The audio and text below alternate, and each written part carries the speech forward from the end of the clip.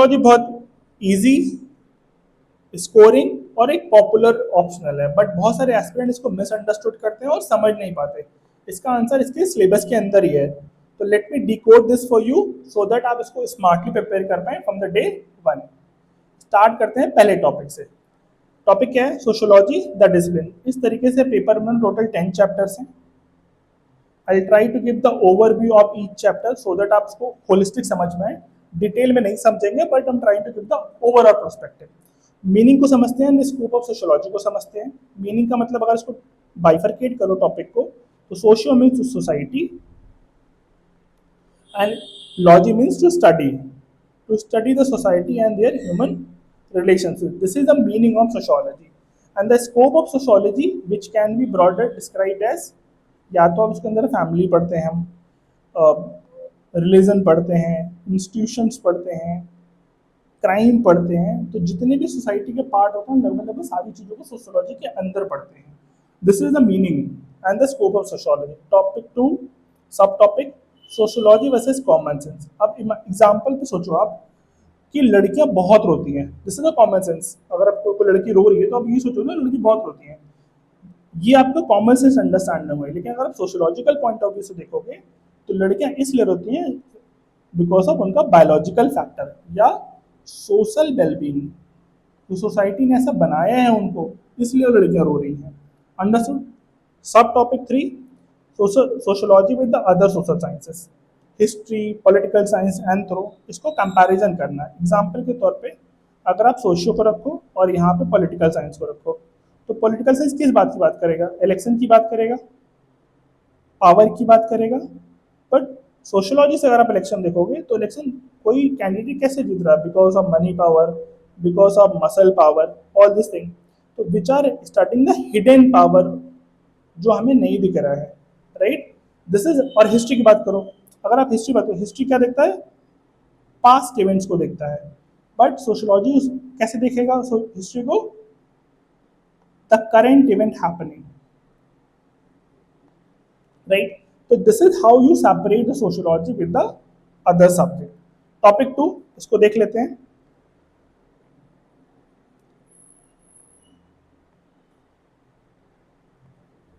Sociology as a science. तो यहाँ पे ये चीज समझने की जरूरत है, सोशियोलॉजी स्टार्ट कैसे हुआ। 18 टू 19 सेंचुरी के टाइम पीरियड था जब इमरजेंस ऑफ सोशियोलॉजी हुआ। उसमें industrial revolution, French revolution, it means old tradition got converted into the new tradition. मतलब मोनार्की से डेमोक्रेसी आई और बहुत सारे थॉट्स आ गए, लिबर्टी, फेटर्निटी, इक्वालिटी, ये सारे थॉट्स आना स्टार्ट हो गए। तब हमारा ओल्ड सिस्टम से हम न्यू सिस्टम को जाने लगे। तो उस टाइम पे जो लोग थे, जो सोशियोलॉजी इमरजेंस हुआ, तो वो as a scientific method of sociology समझते कि सोशियोलॉजी भी एक साइंस की तरह होगा, जैसे न्यूटन्स के लॉ होते हैं, राइट? नेचुरल साइंस के लॉ होते हैं वैसे। तो सम ऑफ थिंकर जो डिसिप्लिन, जो थ्योरी बनाने की कोशिश की, वो साइंटिफिक मेथड पे बनाने की कोशिश की। Then objectivity and the value neutrality. तो ऑब्जेक्टिविटी क्या होता है? किसी चीज में बायसनेस ना होना, विच इज कॉल्ड ऑब्जेक्टिविटी। और value neutrality the mean same, ये चीज हो गई। Third sub topic is positivism and its critique. तो पॉजिटिविज्म का मतलब होता है कि दोज थिंकर या जैसे लोग जो सोशियोलॉजी को साइंस की तरह समझेंगे उनको हम पॉजिटिविज्म बोलेंगे। जैसे अभी मैंने आपको एक्सप्लेन किया कि Newton's law, law of gravity, which is universal in nature. आप कहीं भी हो, ये लॉ आपके सेम होते हैं, राइट? तो some of the thinker try to explain sociology from the science point of view, which is called positivism. Fourth topic fact and the values. Fact क्या है? For example let's say Puja is a girl. तो पूजा क्या है? एक लड़की, ये fact है। But Puja is a beautiful girl, ये क्या हो गया? वैल्यू हो गया, क्योंकि हमने वैल्यू ऐड कर दिया, राइट? तो this is the fact and value. And then understand the non positivism. Non positivism क्या होता है? Those who understand sociology from the not from the science point of view, they develop their own understanding to understand the society, क्योंकि society में human relationship भी important है। This is what the meaning is. तो पहला chapter में हमने ये समझा कि सोशोलॉजी इमर्जेंस कैसे हुआ, मीनिंग क्या हुआ, सोशोलॉजी कॉमन सेंस से कैसे हुआ, और सोशोलॉजी अदर सोशल साइंसेस से अलग कैसे है। दूसरा हमने ये समझा सोशोलॉजी एज ए साइंस, उसमें साइंटिफिक मेथड देखिए, ऑब्जेक्टिविटी देखी, पॉजिटिविज्म देखा, फैक्ट एंड वैल्यूज देखा, एंड नॉन पॉजिटिविज्म फैक्टर्स देखा। Moving on the chapter third. अब फॉर चैप्टर थर्ड अंडरस्टैंडिंग, इसको हम थोड़ी देर के लिए होल्ड पे रखते हैं, बिकॉज इसमें क्या है कि अगर आप किसी सोसाइटी को स्टडी करते हो, जैसे आप ट्राइबल सोसाइटी को स्टडी कर रहे हो, तो हमें ट्राइबल स्टडी को स्टडी करना पड़ेगा, उनको समझना पड़ेगा, उनकी कल्चर को स्टडी करना पड़ेगा, उनके बिहेवियर को स्टडी करना पड़ेगा। उसके लिए बहुत सारे टेक्निक हैं, जैसे क्वालिटेटिव एंड क्वांटिटेटिव मैथड्स, या टेक्निक ऑफ डेटा कलेक्शन। तो हम कैसे डेटा कलेक्ट कर रहे हैं, या हम देख के कर रहे हैं, जिसको ऑब्जर्वेशन, इंटरव्यू उनका ले रहे हैं, सैम्पलिंग ले रहे हैं, हाइपोथेसिस ले रहे हैं। These are the very simple, इसीलिए मैंने बोला इसको होल्ड रखो। Moving on the fourth chapter, this called thinker. ये बहुत ही बेहतरीन चैप्टर है। अगर आप सोशियोलॉजी पढ़ रहे हो, आप थिंकर पढ़ रहे हो, आपको मजा आ जाने वाला है थिंकर पढ़ने में। तो the starting with the first thinker, the Karl Marx. ये मेरे भी फेवरेट हैं। तो कार्ल मार्क्स की बेसिक आइडियोलॉजी क्या है? ये बोलते हैं कि जो सोसाइटी है वो सब कुछ इकोनॉमी के बेस पे है, जिसके पास जितना पैसा है वो उतनी पावर को होल्ड करता है। जैसे अंबानी, अगर अंबानी के पास पैसा है तो वो पॉलिटिकल सिस्टम में इन्फ्लुएंस कर सकते हैं, वो रिलीजन सिस्टम में इन्फ्लुएंस कर सकते हैं, वो अदर इंस्टीट्यूशन में, फैमिली में इन्फ्लुएंस कर सकते हैं। आपने देखा होगा जब कभी अंबानी की या उनकी कोई फैमिली कोई टेम्पल जाता है तो वहाँ को वीआईपी ट्रीटमेंट मिलता है, because they hold economy, they hold power. तो कार्ल मार्क्स का बेसिक आइडियोलॉजी यही बोलता है कि those who hold money, who hold economy system, they hold the upper super structure, जैसे फैमिली, रिलीजन, कास्ट, क्राइम, ये सब कुछ। और हिस्टोरिकल मेटरलिज्म में कार्ल मार्क्स ने क्या बताने की कोशिश की है कि हिस्ट्री में कैसे कैसे मोड्स चेंज होते हैं और उसकी तरह से चीजें बदलती जाती हैं, right? This is a simple understanding. I'm not trying to explain in detail. I'm trying to give the overall, the brief perspective of the thinker. कि बेसिक आइडियोलॉजी कार्ल मार्क्स की क्या थी? This is the basic ideology. Emmanuel Durkheim क्या बोलते हैं कि society में जो कुछ भी है ना वो एक सोशल फैक्ट है, मतलब दिस इज सोशल फैक्ट, ये एग्जिस्ट करता है। डिवीजन ऑफ लेबर वो बताते हैं, इनकी एक थ्योरी है। सुसाइड एक इनकी थ्योरी है। तो सुसाइड में क्या बताया, जनरली अगर आप कोई आईआईटी या एमबीबीएस के कोई बच्चे प्रिपेयर कर रहे हैं और वो सुसाइड कमिट कर लेता है, तो सोसाइटी उसे कैसे देखती है कि बच्चे पे बहुत प्रेशर था, बच्चा पढ़ नहीं पाया, फैमिली प्रेशर था, इसलिए बच्चे ने सुसाइड कर लिया। बट अगर आप सोशोलॉजी पॉइंट ऑफ व्यू देखो या इमानुएल डर्कहाइम के पॉइंट ऑफ व्यू देखो, तो इट्स नॉट द फैमिली और the it's not the psychology of the student who let the commit suicide. It's the society that builds the pressure. It's the family that builds the pressure. बच्चे ने खुद से नहीं किया, वो society और family ने इतना प्रेशर डाल दिया था, that let the happen of suicide.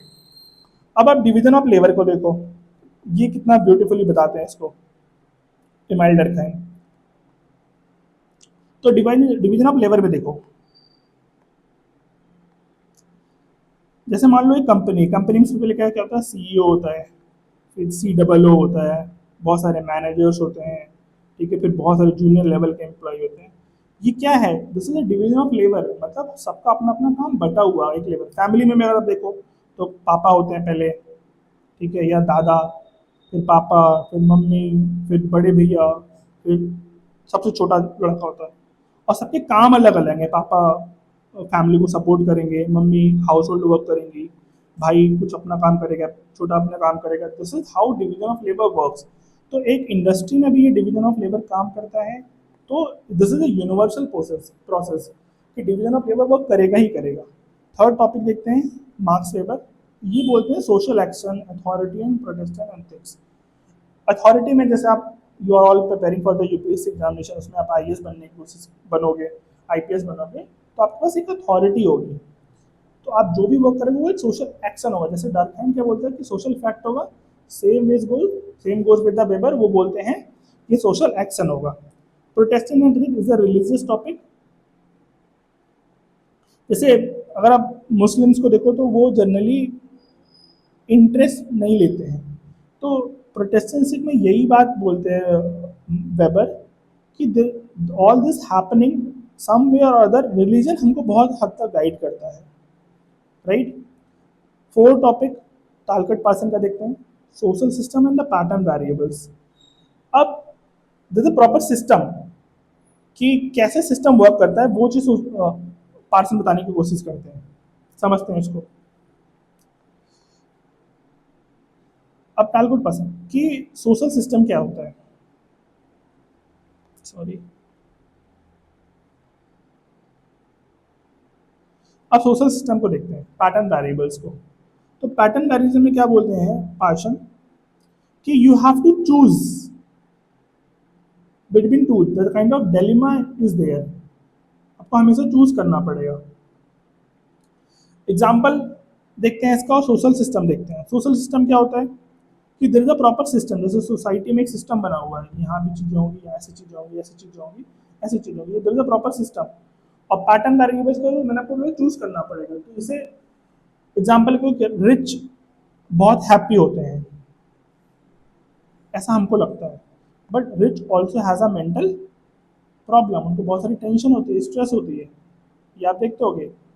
तो this is the option that you have to choose, right.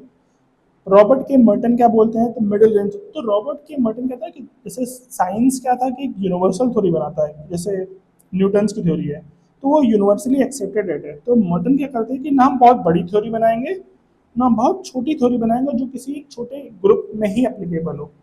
तो मर्टन ट्राई टू अंडरस्टैंड कि हम मिडिल रेंज थ्योरी बनाएंगे, तो एक बड़ी थ्योरी भी होगी और एक छोटी थ्योरी भी होगी। तो this is called middle range theory. जैसे प्रॉपर ये इंडिया है, इंडिया में एक यूपी का कोई थ्योरी बना दिया, तो ना ये इंडिया के लेवल की थ्योरी है, ना कोई डिस्ट्रिक्ट के लेवल की थ्योरी, ये यूपी के लेवल की थ्योरी है। This is called middle range theory. अब उनका क्रिटिक ये आया कि मिडिल किसको बोलते हैं। हो सकता है आप वर्ड के पॉइंट ऑफ व्यू देखो तो इंडिया मिडिल हो जाएगा, ठीक है, इस तरीके से। रेफरेंस ग्रुप क्या होता है, जैसे आप you want to be an IAS, तो आप हमेशा किसी सेलेक्टेड कैंडिडेट को जब देखते हो तो यू वांट टू इमिटेट कि वो कैसे पढ़ते थे, 3 बजे उठते थे, 4 बजे उठते थे, कौन सी बुक्स पढ़ते थे। These are the topic is called under the reference group. I hope यहाँ तक वो क्लियर हो रहा होगा, ठीक है। अब लास्ट देखते हैं थिंकर्स में, self and identity. I think this is एक सेल्फ एक्सप्लेनेटरी। हर इंसान का अपना एक सेल्फ होता है, द इनर वॉइस, और एक आइडेंटिटी होती है। जैसे मान लो आप कहीं जॉब करते हो और जॉब से बहुत फ्रस्ट्रेटेड हो, जॉब से जैसे आप मैनेजर हो, तो manager is your identity, but आप कितने चाइल्डिश हो, कितने बच्चों जैसे हो, वो आपका इनर है। तो me try to understand this thing कि एक इंसान के अंदर दो आइडेंटिटी होती है, एक सेल्फ होता है जो इनर होता है, जैसे आप बच्चे हो, डांस करना पसंद करते हो, गाना गाना पसंद, वट एवर। और आइडेंटिटी क्या होती है, it means the manager, you have to behave like a bossy, है ना, मैनेजर जैसा बिहेव करना है आपको। ये आपका हो गया थिंकर वाला पार्ट कंप्लीट। अब चैप्टर 5 देखते हैं, स्ट्रैटिफिकेशन एंड मोबिलिटी। स्ट्रैटिफिकेशन क्या होता है, स्ट्रैटिफिकेशन मतलब लेयर्स, एक लेयर में चीज़ों को डिफाइन करना है, स्ट्रैटिफिकेशन। अब कॉन्सेप्ट ऑफ हायरार्की और इनइक्वालिटी, इनइक्वालिटी मतलब इनजस्टिस, ऐसा आप बोल लो। और कॉन्सेप्ट हायरार्की, तो जैसे मान लो आपका मैनेजर आपसे ऊपर है, या पापा हायरार्की, सॉरी, मैनेजर ऊपर है, सीईओ ऊपर है, बॉस ऊपर है, ये सारे आपके हायरार्की में ऊपर आते हैं। और फिर कोई जूनियर एम्प्लॉय होते हैं जो ग्राउंड लेवल पे वर्क करते हैं। ये हो गया। अब ये स्ट्रैटिफिकेशन किस फॉर्म में हम डिवाइड कर रहे हैं, इसको हम कास्ट के फॉर्म में देख रहे हैं, क्लास के फॉर्म में देख रहे हैं, जेंडर के फॉर्म में देख रहे हैं, रेस के फॉर्म में देख रहे हैं। कास्ट क्या होता है, जैसे ब्राह्मण सबसे ऊपर होते हैं, फिर क्षत्रिय ऊपर होते हैं, फिर वैश्य कम्युनिटी के लोग होते हैं, फिर शूद्रास होते हैं। तो ये एक स्ट्रैटिफिकेशन हो गया कि सबसे ऊपर किसको स्टेटस मिला, ब्राह्मण्स को। क्लास के बेसिस पे देखो तो रिच वर्सेस पुअर। जेंडर के बेसिस पे देखोगे तो women, sorry, men has more power, more value in the society than women, है ना। अगर आप रेस के बेसिस पे देखोगे तो जैसे लड़कियां बहुत सुंदर होती हैं, ब्यूटीफुल, वाइट फेस, राइट। जैसे अफ्रीकन को हम बहुत मतलब नेगेटिव तरीके से देखते हैं, जैसे स्ट्रैटिफिकेशन बेस्ड ऑन रेस। अब the third topic is social mobility. अब यहाँ पे दो चीजें हैं, ओपन एंड क्लोज सिस्टम। तो मोबिलिटी मतलब आप कहीं यहाँ से वहाँ मूव कर सकते हो, जैसे आप शहर, गांव से शहर मूव कर रहे हो, दिस इज कॉल्ड मोबिलिटी। तो सोशल मोबिलिटी में दो कॉन्सेप्ट हो गए, एक ओपन मोबिलिटी और एक क्लोज मोबिलिटी। ओपन मोबिलिटी क्या, जैसे एक क्लासरूम है, उसमें बहुत सारे लेट से 70 स्टूडेंट पढ़ रहे हैं, तो कोई बच्चा क्लास का मॉनिटर बन सकता है। This is called open mobility. Does not matter कि वो आप ब्राह्मण हो, आप रिच हो, आप पुअर हो, आप एक्सेट्रा एक्सेट्रा, आप लोअर कम्युनिटीज हो, बेस्ड ऑन योर मेरिट आपने अच्छा परफॉर्म किया, आप क्लास मॉनिटर बन गए। This is all open mobility system. Close mobility system क्या है? कास्ट सिस्टम, मतलब अपने कास्ट में ही शादी करनी है, राइट, अपने ही कास्ट के रिचुअल्स को फॉलो करना है, अपने ही रिलीजन की चीज़ों को फॉलो करना है। जैसे हिंदू अपना हिंदू का ही फॉलो कर रहा है, मुस्लिम अपना मुस्लिम का फॉलो कर रहा है। This is the close system. Then the fourth topic is theory of social stratification, functionalist, Marx and Weberian. तो फंक्शनलिस्ट क्या होता है? सोसाइटी में जो भी चीज़ एग्जिस्ट करता है उसका एक फंक्शन एग्जिस्ट करता है। तो जो चीज़ें फंक्शनलिस्ट होंगी वो फंक्शन में, मार्क्स ने जो बताया वो मार्क्सिस्ट होंगे, मतलब मार्क्स ने अभी बताया आपको, वो कॉन्फ्लिक्ट बताते हैं बिटवीन द कैपिटलिस्ट जिसके पास पैसा है, मतलब इकोनॉमिक, विद द अदर्स। और वेबेरियन बताते हैं ये ना, जैसे प्रोटेस्टेंट थे, authority Weber etcetera.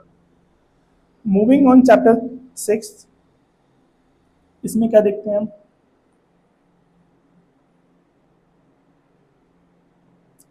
Work and economic life. तो social organization of work, work कैसे ऑर्गेनाइज किया जा रहा है, दिस इज वन, हम यहाँ पे ये समझेंगे। अब दो तरीके के वर्क हो गए, फॉर्मल एंड इनफॉर्मल सेक्टर। जैसे आप किसी कंपनी में काम कर रहे हो, आपको पे स्लिप मिल रही है, राइट, आपका पीएफ कट रहा है, आपका इंश्योरेंस हुआ है, this is formal work. Informal से जैसे आप लेबर वर्क कैटेगरी के लेबर हो, ठीक है, आप डेली वेजेस हो, 150 रुपये आपको महीना मिल गया या पर डे का मिल गया, दिस इज इनफॉर्मल सेक्टर। तो फॉर्मल में हम डेटा रखते हैं, कलेक्शन होता है, हमें ये पता है कितने लोग काम कर रहे हैं। इनफॉर्मल में ऐसा कुछ होता नहीं, बट ये जस्ट अप्रॉक्स आइडिया लगाते हैं।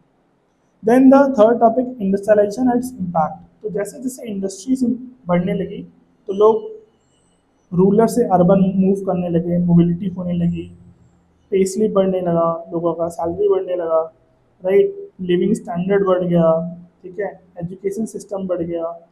तो ये इंडस्ट्रीज के इम्पैक्ट होने लगे। This is one. Labour and worker movement, I think this is self explanatory. जो भी लेबर्स हैं उनके अपने एक मूवमेंट्स होते हैं, जो वर्कर होते हैं उनके अपने मूवमेंट होते हैं। कि मूवमेंट क्या होगा? या तो वर्क कंडीशन अच्छे नहीं होंगे, या तो फिर आपका वेजेस अच्छे नहीं मिल रहे होंगे, any can be possible reason.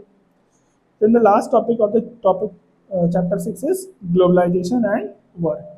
तो ग्लोबलाइजेशन से बहुत सारी चीज़ें बदल गई, ओपननेस आ गई, शेयरिंग ऑफ थॉट्स हो गए टूवर्ड्स द वर्ल्ड, और उस पे से वर्क कैसे इम्पैक्ट करता है, दिस इज। तो आई होप आपको ये चैप्टर 1 से 6 तक समझ में आया होगा। Moving forward to chapter 7।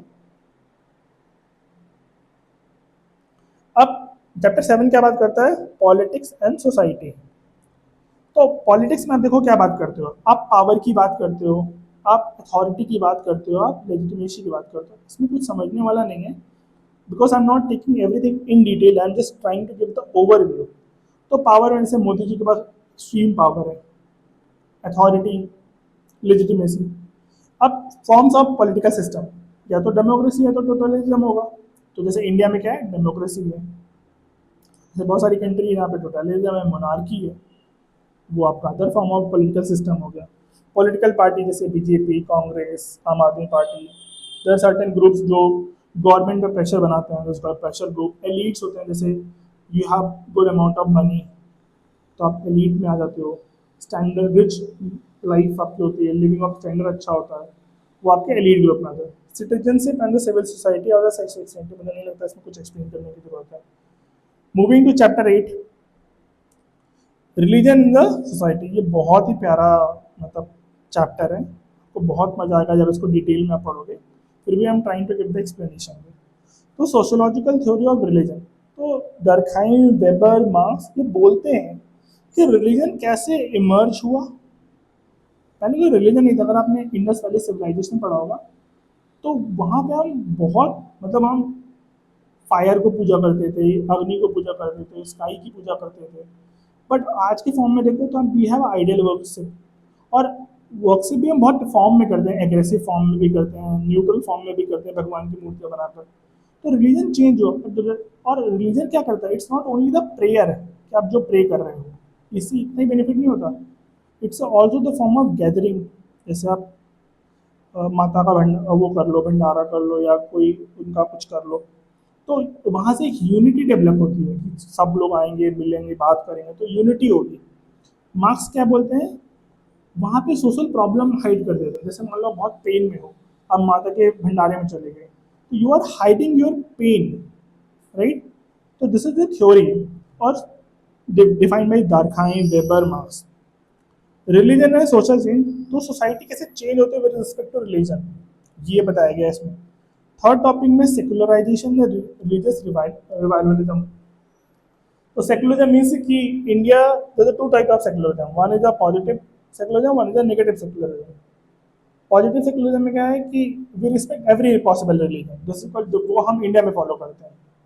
Negative में क्या है, जैसे फ्रांस, राइट, तो वहाँ पे नेगेटिव फॉर्म ऑफ सेकुलरिज्म है। एंड द कम्युनलिज्म, जैसे एग्जाम्पल के तौर पे कि किसी एक पर्टिकुलर कम्युनिटी को आपने बहुत एग्रीज कर दिया अनदर कम्युनिटी को, जैसे हिंदू और मुस्लिम, तो बहुत हेट्रेट आ गया एक दूसरे के बीच में, तो कम्युनल हेट्रेट आ गया, that is called communalism. Moving to chapter 9, इसमें क्या है, फैमिली। तो ये तो बहुत ही सबको बहुत आसानी से समझ में आ जाएगा, इसमें कुछ नहीं है। तो family, marriage, kinship system, family everyone knows, mummy papa भाई बहन, कल फैमिली। मैरिज, अब मैरिज के बहुत सारे फॉर्म होते हैं, मतलब अगर आप, एक मिनट इसको मैं एक्सप्लेन करता हूँ अच्छे से।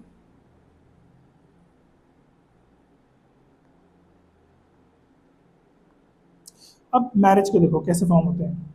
अब अलग अलग फॉर्म में ना, जैसे अगर आप ईस्ट इंडिया जाओगे, या वेस्ट इंडिया जाओगे, या नॉर्थ जाओगे, या आप साउथ जाओगे, तो the different form of marriage. जैसे नॉर्थ में क्रॉस कजन मैरिज नहीं होती, मतलब चाचा मामा बुआ के लड़के में शादी नहीं होती, बट साउथ में ये होता है। सम ट्राइबल ग्रुप्स जो लड़की भगा के शादी कर लेते हैं, राइट।